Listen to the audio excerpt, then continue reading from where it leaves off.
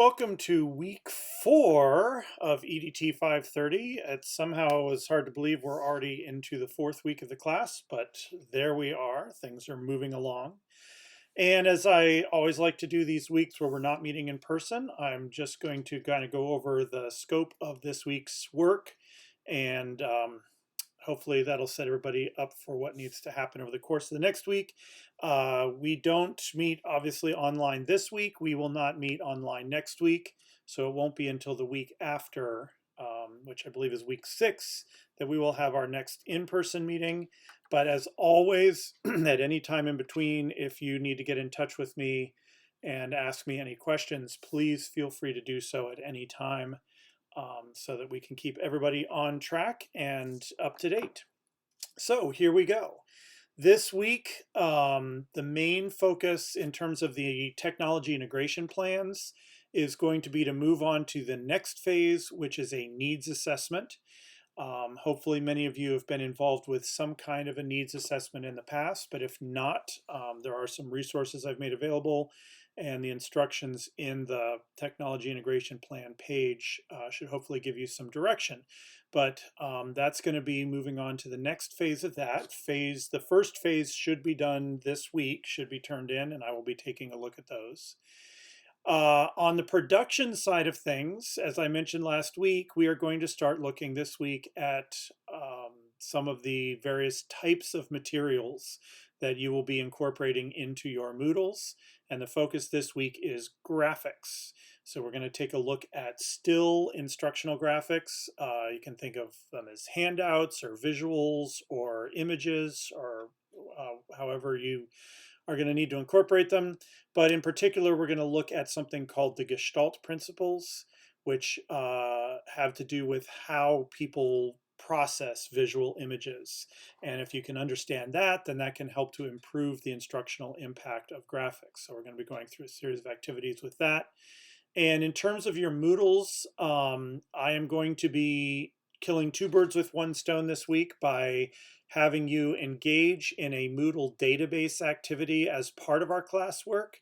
That will also introduce you to what that activity is. So if you would like to incorporate database activities into your class Moodle, you'll have a little better understanding of how they work.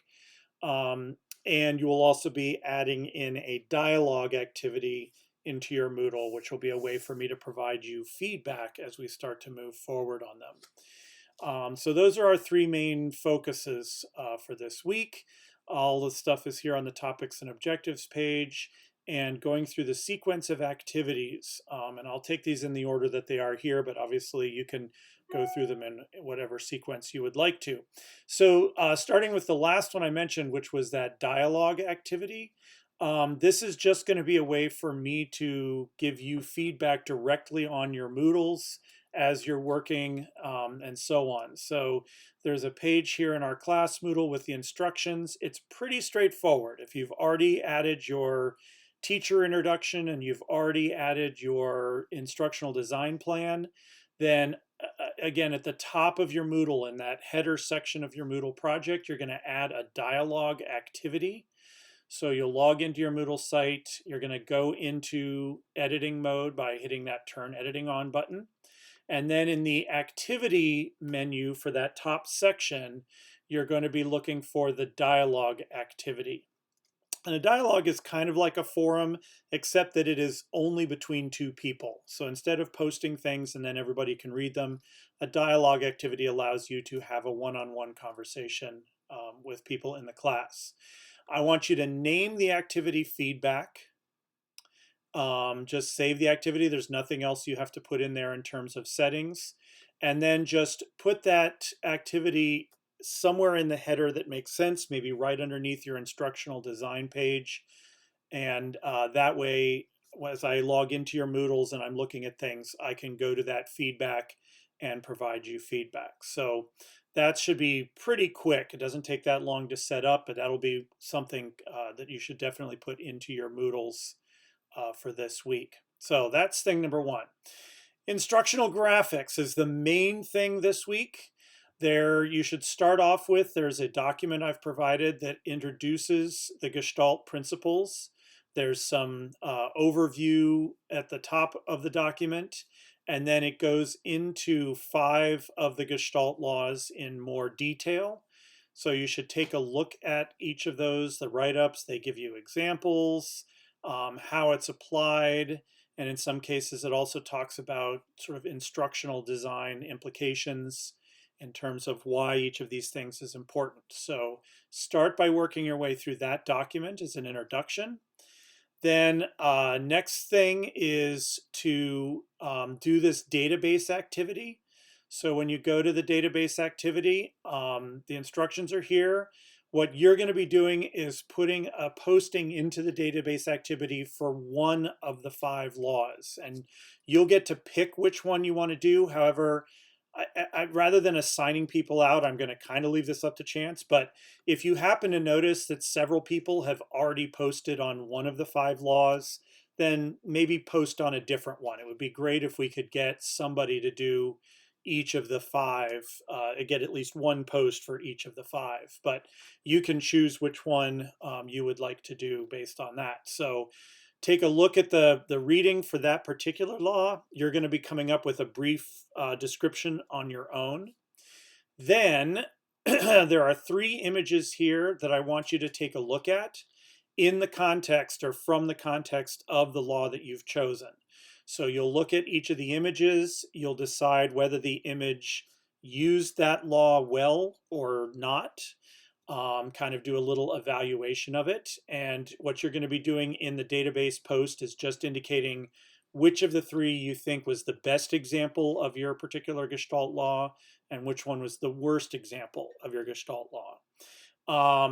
Then you'll do a little written evaluation of how that particular law applies to instructional effectiveness. So with the images you gave as your examples, you can refer to them and talk a little bit about, well, this image wasn't as successful instructionally because it didn't do the following law well, or conversely, this one was a very effective instructional image because it used this law very well. So you can use these images as your examples. So once you kind of have an idea of what you're going to write, you're going to actually go in and create your database entry. And here again, this is not only giving you a place to show your understanding of the Gestalt principles, but also giving you a firsthand experience of a database activity. And a database activity is one where you as a teacher set up what fields, what information, what types of information you want your students to submit on a given topic. And then the students are able to create their own entries and fill in the information and based off of whatever template you've come up with. So for this particular activity, you'll click on Add Entry, and the entry will involve the name of the Gestalt principle, your brief description of the Gestalt principle, which one of the 3 you thought was the best, which one of the 3 images you thought was the worst, and then your write-up about the instructional impact using those images as your examples. So you'll just fill in those fields, hit save, and then that information or that entry will then show up on the main page here so that everybody can take a look at what's been posted about the various principles. So that's the database activity, and that obviously involves several steps: reading the reading on the Gestalt principles, assessing your graphics, coming up with your evaluation of the graphics, creating your database entry. But that'll give you experience in a number of different things all in one. All right, so from there, then the final piece for instructional graphics for the week, which ties into your Moodles, is that I want you to create at least one instructional graphic that you would plan on incorporating into your Moodle. So take a look at the subject that you've picked, take a look at the content you're looking to do, and using whatever software of your choice. Remember, this course is less about learning a specific piece of software and more about applying universal principles. So if you want to just use Microsoft Word to create your graphics, if that's something you've used and have available, you can do that. Or one of the Google apps. I know there's a number of Google apps that let you do graphics. I have given you a page with some link to some free online graphics apps. If you want to check any of those out, that's an option too. But the bottom line is, I just want you to create a graphic that you would use as part of your Moodle project. In the forum, you're going to post that image along with a brief write-up about the image, and then others will be commenting on the graphic that you created and providing some feedback, and you will be doing the same for them. As I say here, you can certainly create more than one graphic. Your Moodle project may need a number of graphics as part of it. For this activity, you only need to submit one. I'm only looking for one image just to give us something to take a look at and provide some feedback on this week. All right, so that kind of covers the graphics. You're going to read the introduction. You're going to do the database activity where you're going to assess some existing graphics, and then you're going to create your own graphic and post it to the forum and get some feedback from there. So that is obviously kind of the biggest bulk of the work for this week is working on graphics. The final thing is your technology integration plans. Phase 2 will start this week, and just like the last one, will not be due for several weeks. In phase 2, you're going to be taking a look at needs assessments. So this is going through that all important step before you actually select a technology or talk about how you're going to integrate it. You first need to identify what the problem is that you are trying to address through the technology. There's some information here. This website, if you want to really get into the nitty-gritty of a needs assessment, this is a very in detail resource about needs assessments. I do not expect you to take a look at everything that's there or to do everything that's there. This is kind of full on. But you might get some good information, especially from some of the introductory information on that page.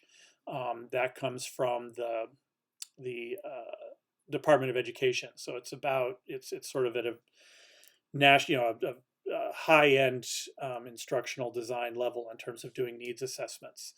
So, but for yourself, now that you've seen other technology integration plans and hopefully you've got a bit of an idea of what you would like to focus on, now you're going to be addressing the need that you're going to try to address. So, in any case, so that's sort of the overall goal. So what you're going to be working on, kind of like what you did last time, is I would suggest in Word. You could even do this in the using the same format from before or whatnot. But you'll create a Word document, and the first thing you're going to do is identify that issue. So this could be something related to students, to faculty, to other stakeholder populations. If you're not in a school, it doesn't necessarily have to be in a school setting. It just needs to be something related to instruction, some sort of technology that's going to be used to help people learn stuff. So in the needs assessment, you're going to identify your target group that you're going to be focusing on. Review that a need is usually defined as the difference between what is and what should be. So you're going to then write up sort of 3 paragraphs or sections. One of them you're going to talk about what should be. So where do you want your target population to be at the end after they've integrated this technology, hopefully. Then next would be to evaluate what is.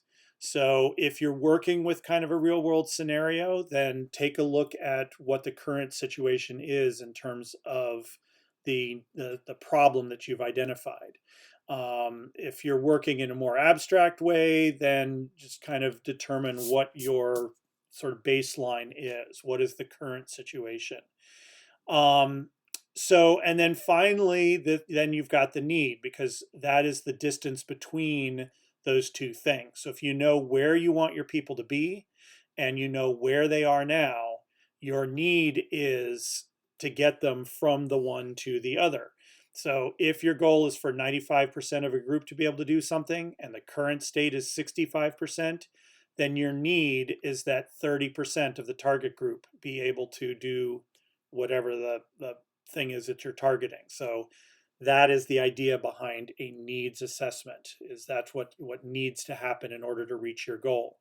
If you're familiar with SMART goal format, this is a great place to use a SMART goal format because it gives you a timeline, it gives you goals, it's measurable, and all of that. So you can certainly word it that way.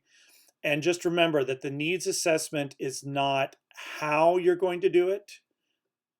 It's just stating what the goal is. So you don't need to worry right now about what the technology is or how you're going to implement it or anything like that. All you're trying to do right now is identify the goal. So to summarize, you're going to have one paragraph just describing the general issue, 1 to 2 paragraphs describing your target group, then 1 to 2 paragraphs of what should be, 1 to 2 paragraphs of what is, and then give one final paragraph that identifies your need, ideally phrased as a goal.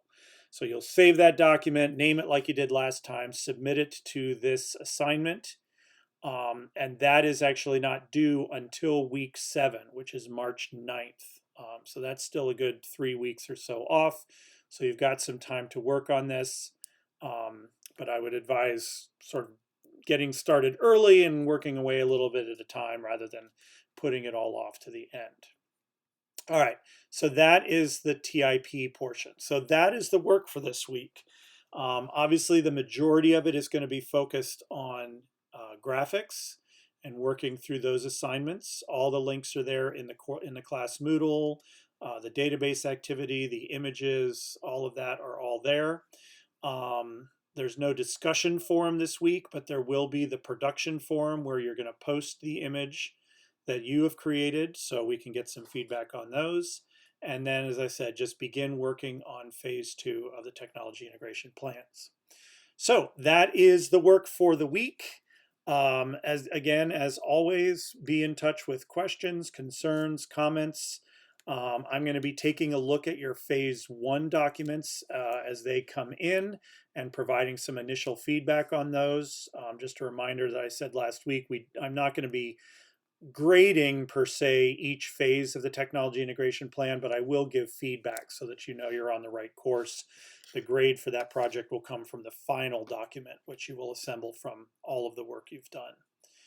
All right, so that's that. I'm going to sign off for now and get this posted. And good luck. And many of you I will be seeing on Wednesday evening for the 520 class. So take care. Hopefully the weather won't be too bad for you this week. And I will see everybody soon.